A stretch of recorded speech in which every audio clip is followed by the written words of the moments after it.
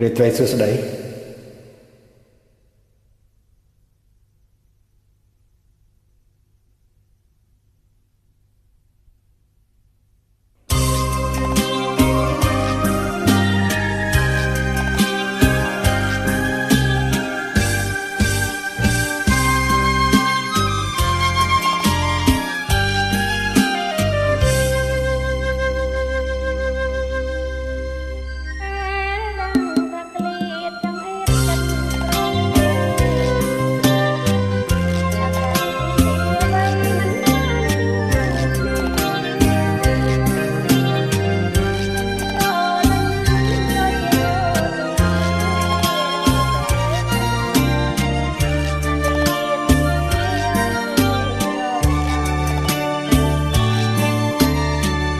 សំដីស្រីពិនឬមួយយ៉ាងណា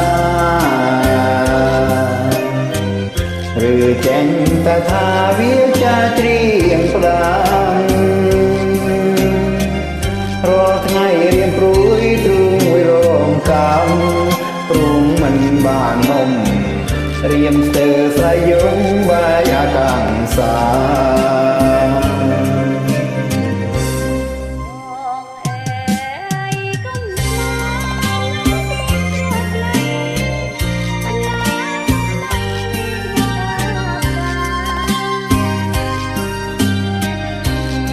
បើ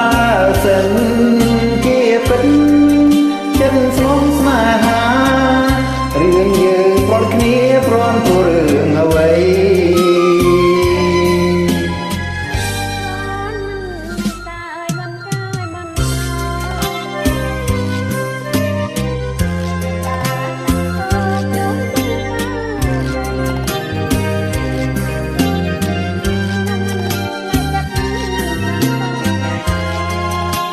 សកូឡាព្រៃបងចាំលោកស្រីចាំស្រីជាគូ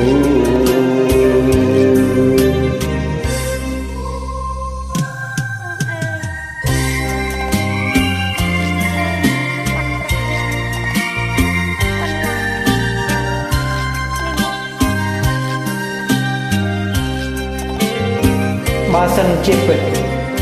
ចិត្តស្មោះស្នេហារឿងយើងព្រត់គ្នាព្រោះរឿងអ្វី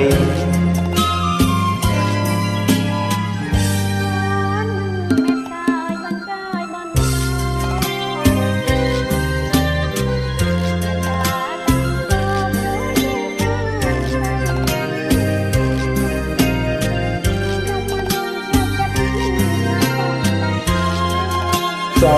កូឡាស្រីបងចាំលោកស្រីចាំស្រីជាគូ